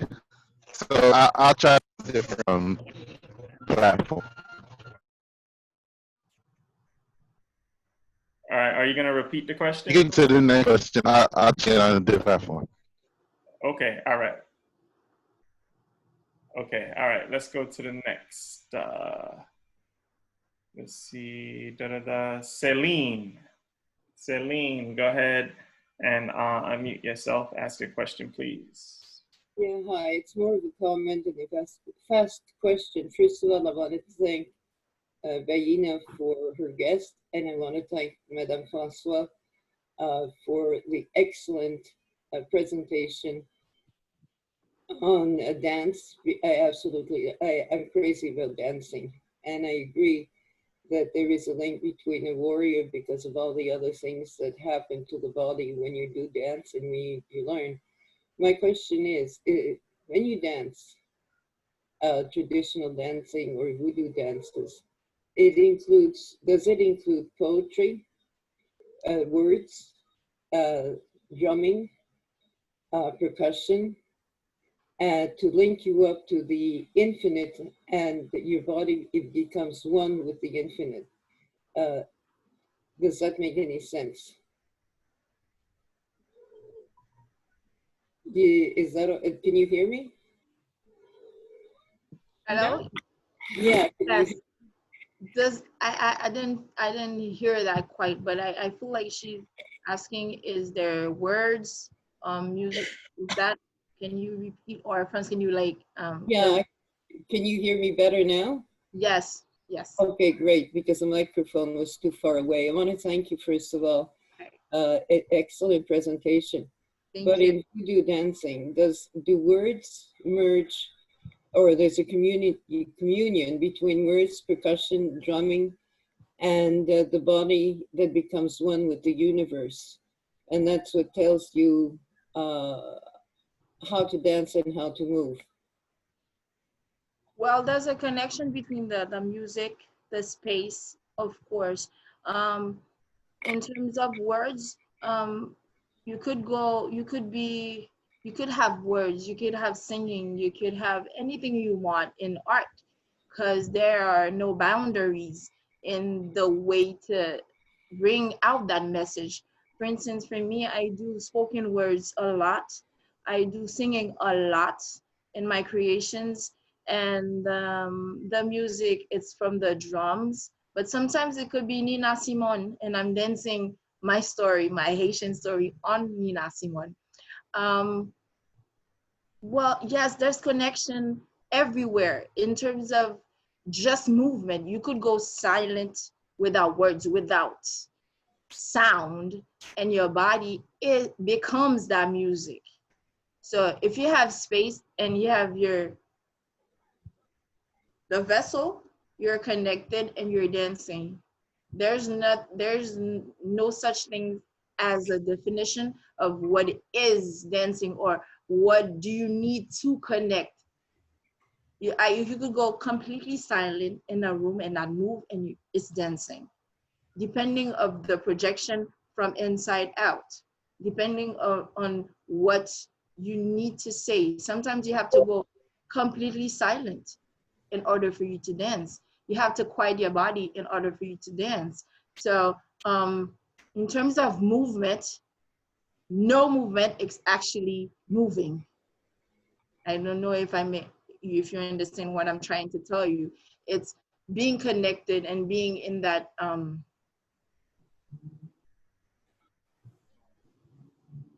being connected and creating that world between you and your body and the ancestors, and that dimension doesn't require this, that, checklist, words, check, music, check.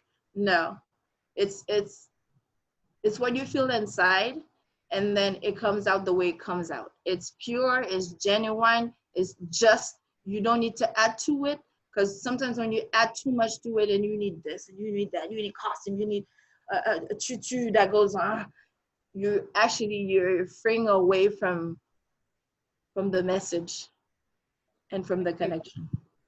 Thank you. That's what I understood, but I wasn't too sure.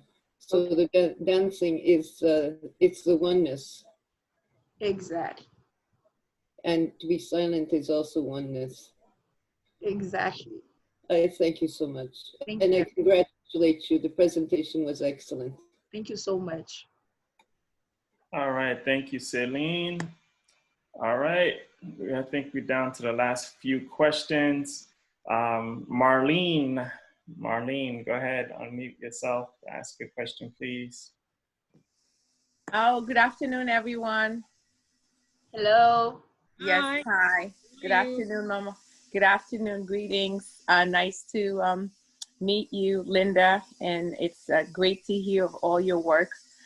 My question is related to the process that, as you were discussing the process, the mission and your passion, right in that junction there. I think you talked about how sometimes, or I think maybe was it Bello who was saying it, how they kind of have to be together at all times, because if you're too passionate but you're not going towards your mission, then you may miss your, I guess, your compass.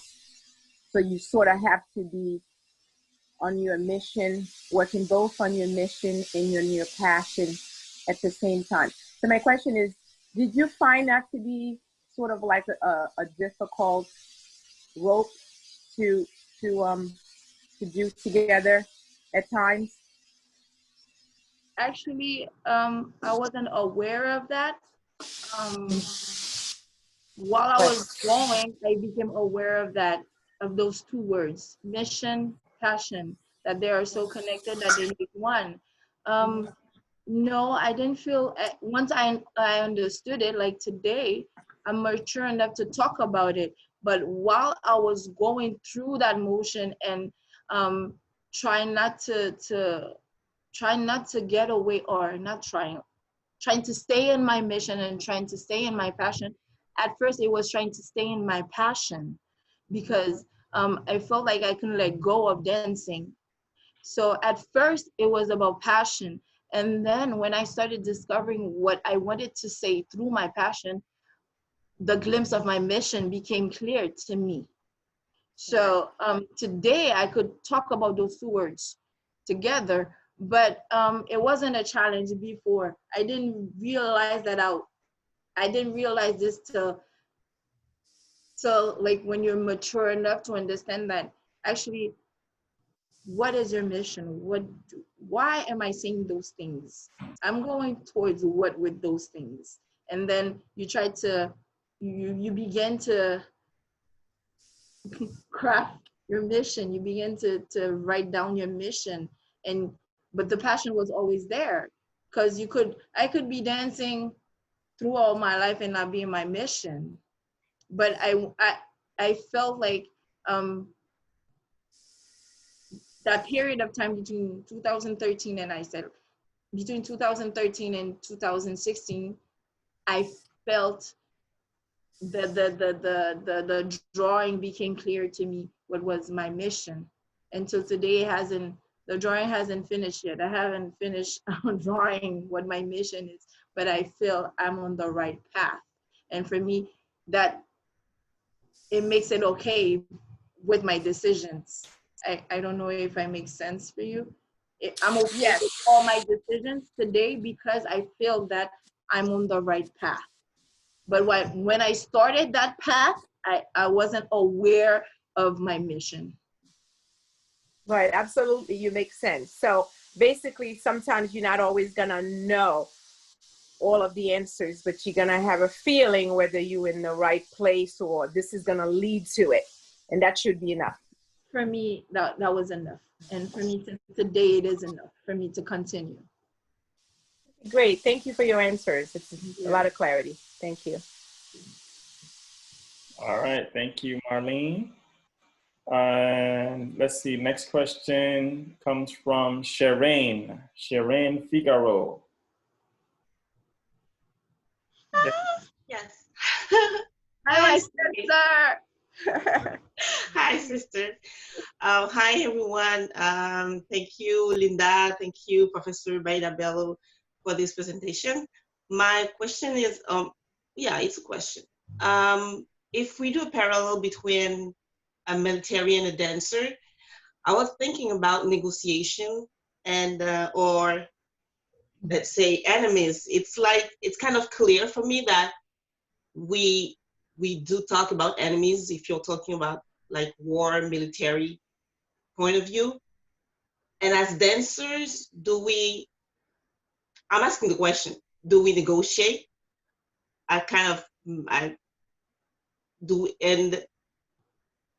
For me, can we talk about enemies? Can we do the parallel, or we don't talk about enemies, we talk about something else?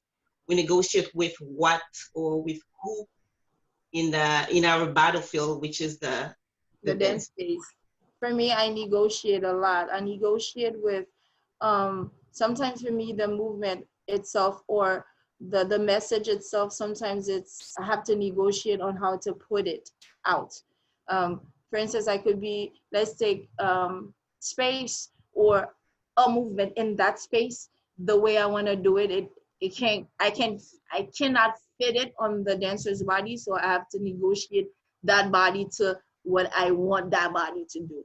So I do negotiate, and my enemies are sometimes my the imaginary movement and the actual movement itself. So my enemy is always up there, I can say. So I do negotiate with that, because sometimes I tell the dancer to do, okay, you have 4 counts, 1, 2, 3, 4, to step from here to go there. And the dancer goes, that's impossible, Linda. I'm like, no, that's not impossible. You feel the energy and you go for it. But actually it's impossible the way I pictured it in my mind, and I do have to negotiate. And I'll add a few more, like in terms of timing, I'll add 4 more counts to have that be done. So I do negotiate. For me, I do negotiate in my space, in the body, in the movement, in the creation, all the time. I do would you say the same thing as if you're dancing? If you're not in your creation process with your dancers, but you're dancing as a performer, on the same, do you is there some times where you have to negotiate with what you're doing or with whatever yes can be? Yes, you do negotiate with the space itself, because being a dancer, for example, if you're used to rehearse in a big room and then you get to the venue and you have a small table to dance on compared to a big room, you do have to negotiate with space, and you do have to negotiate with yourself, telling yourself that the same choreography that you used to dance in a big space, you're going to actually do it on a table. So you have to negotiate with yourself, because from that point, you look at the table and Linda goes, well, no, there's no way Linda's going to do this. This is Linda saying to Linda that there's no way you're going to accomplish that choreography there. But Isabel and Linda, my name is Linda Isabelle. So it is Isabel and Linda going to negotiate. Well, you can do it. You do this, you take out that, and you don't jump that high because you may fall, and you won't do 3 turns, maybe it'll be 1. And then after that, listen to your body. it'll adjust to the table. Yeah. And it'll forget about the big room. Now you only have a table to send out your message. What are you gonna do? Message is more important than the big room. Always. So you negotiate with yourself. Yeah, and maybe that's how we win after because that's how we win. because That's we how we just win. adapt. Exactly. And I Thank guess you. Bello for deciding, maybe he had to strategize. Maybe he saw the war going a certain way and he had to adjust and strategize and negotiate. And I guess this is, you have, everything is not always clear, and you have to act on what you have at that moment. For me, this is where I feel. Absolutely. Negotiation is part of everything. Even somebody who's speaking has to negotiate. From mind to word, there is negotiation. And in the words, there's going to be another negotiation. Do I say it this way? Do I say it that way? Exactly. Which will be more efficient? So I have to, don't you dare do this. Or do I get where, I think it'll be best if you don't do it that way. Yeah. Okay? There is a negotiation that goes on between all the possibilities, and then you make the best choice, you hope.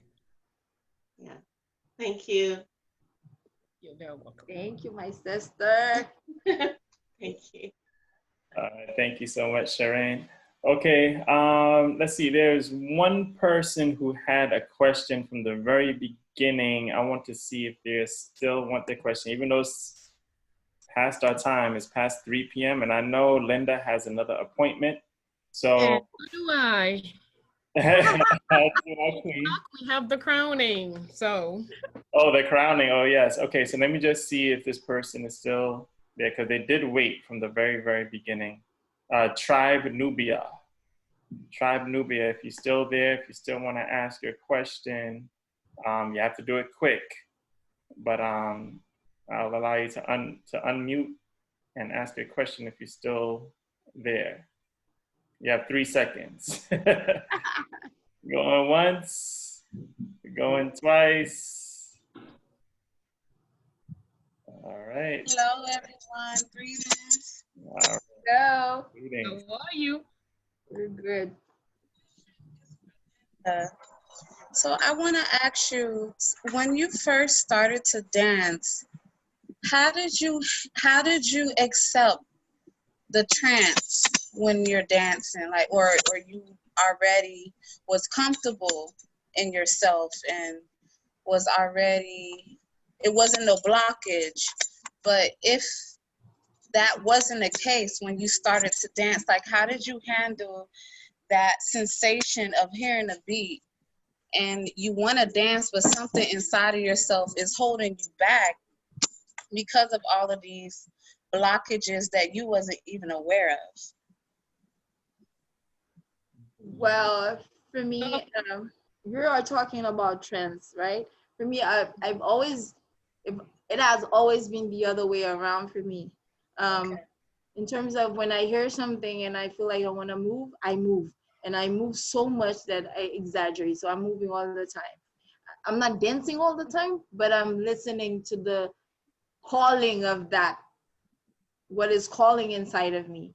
And I don't hold on, and I don't try to block it, and I don't try to remove it, or I don't even try to understand it, because it actually feels so good in my body that I only listen to it. In terms of blocking, no, I've never blocked it. But in terms of pursuing that freedom today, I make the effort of pursuing my freedom, which means that the drums could go for a Yanvalu, but I feel a nago in my body, I will dance the nago on the Yanvalu rhythm. I don't give myself any boundaries. The way it comes, it comes. So in terms of dancing, I do not have boundaries. I do not have blockages. I do not. I could do trance. In terms of trance, it's when you break free. The body breaks free from the drumming, and it goes into trance, but I could go into trance without sound. I could go in that state of mind, that state of body without sound. Because for me, being in trance is being connected so much that you make one. And then my trance doesn't need to be the same way someone else goes into trance. And that's where, for me, and that's where you have the freedom. Because for me, I could be talking to you guys. I've been talking here for about 2 hours, and I could be in trance because I could feel that it's not only Linda talking, I have other things coming inside of me and talking to you. So I am in trance. I'm always in trance. And especially when I'm on stage and being one with my music, you cannot not be in trance because you're connected. And you could be aware of that and pursue the freedom to let it embody your soul, embody your body, and come in. So this is where freedom is for me. Okay. So what would be your advice for a young person that knows but don't know that they know? So they're, I don't know if this makes sense. You know how a person could know, but they don't know that they know? But when they're in a situation, they feel a change, but they're so unconscious about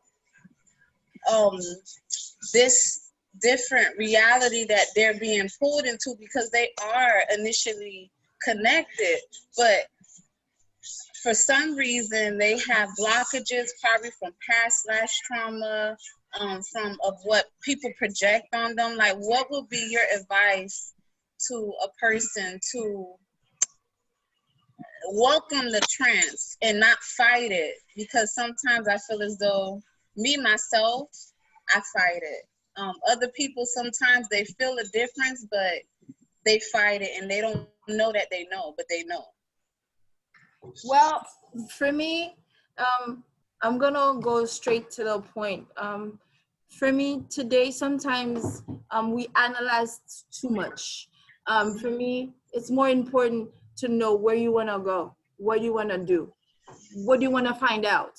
Are you doing this, or are you here to find out who you are? Do you have questions about who you are? So you have to listen. You have to stop analyzing and putting words and defining and trying to put this on that and this on that. We are talking about spirituality. We are talking about entities. We're talking about energy. We're talking about ancestors that are not here physically, but are here emotionally. So why do we need to analyze so much? Why do we need to analyze so much when the language actually is not a language of words? It's a language of soul, from soul to soul, from energy to energy. If you want to find out, you let it talk to you. So if you let it talk to you, you need to quiet your mind, quiet your thoughts, stop analyzing, and start to feel. Start to really feel yourself in front of what is coming to you. I think that's more important. Finding out what you want to, what you want to accomplish in terms of passion, in terms of mission. In your mission, do you need to connect with your ancestors? If the answer is yes, then they're talking to you. So you don't need to know that you didn't know, that you used to know, that you know now. You need to pursue. You need to go and do you and do what's your name? Nubia, and do Nubia. Listen to your ancestors and do what they tell you if you want to. Because sometimes you don't want to, so you block that. Okay, this is not for me. Okay, good. You go to work, you do your 8 to 4, and you take care of your family, good. But if you're in that journey and you're in that mission, you wanna find out about you, where you come from, you, your mother, your father, for your kids, then you need to listen. Of course, you know you're connected, because there's no way that you don't know that you're connected. And that's all you need to know. If you're connected, then you need to listen. That's all. All right, fantastic. Thank you so much, Tribe Nubia, for the question.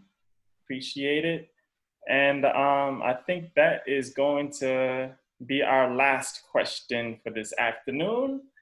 So thank you so much, Linda. We appreciate having you on the program today. You're a very inspirational person. And I think you inspired a lot of people today in this session. So congratulations to you, all your success, and continued blessings to you and everything that you achieve to do in the future. Thank you so much for having me. And I feel like I'm at home here. I feel like I could be me. I could talk all day with you in this community. And thank you for the work that you do, Ma Bello. You have always been a role model to me. And we've known each other since I was a baby. And till today, I'm so amazed about your work. And thank you for doing this every Thursday. Thank you for doing Sheroes. Thank you for being who you are. And thank you for telling the youth that it's okay to be us. I think that it's not enough. There's not enough of you. And thank you for who you are. And thank you, friends, for having me. Thank you very much. So I think we could conclude very quickly. Remember, freedom is our purpose. Everything we do, we have to see the freedom in it.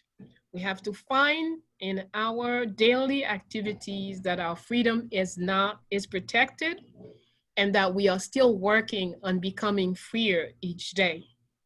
And by working with your freedom, you also work with your power. You develop your power. And that's a key element in us becoming truly ourselves. We are naturally a divine, powerful people who have lost the knowledge of self. We need to get back to it. And once we get it, we don't need to fight. We'll just be who we are. And a lot of things will be out of the way. So let's get to work. Knowledge of self, freedom, get to our power. And let's reclaim our planet. Thank you very much for being with us again one more Thursday. And we look forward to each one of you growing and developing and becoming more and more who we truly are. Thanks a lot. Have a great week. Thank you, Franz. Thank you. All right. Thank you, everybody. Thank you, Professor Bello. And we'll see everyone again next week. Thank you. Thank you, Ma Bello. I have to say one more thing. Thank I have you. to say thank you to 4 volunteers doing the work of 20 all this week. Thank you very, very much. Yes, thank you. Thank you, everyone. All right. Thanks, everybody, for another session of Bayyinah and Friends. We'll see you next Thursday. So peace and blessings. Take care. Have a great weekend. Peace and blessings to all. Thank you, Franz. Thank you, Ma Bello. Thank Thank you. you, Francois. Bye. Thank you. Thank you so much, guys. Thank you. Take good care. Thank you. All right, come sit. I'm sorry, the princess wants to say hi. Oh, hi, Princess. How are you? Wait a minute. Hey. All right, today is a day of our young ones. Quite a few of them have come on. Very welcome. Thank you, Princess. You look like a dancer too. Hmm? You look like a dancer too. He does. Dancer. Yes. All right, take care, everybody. Be safe, Good everyone. Be blessed.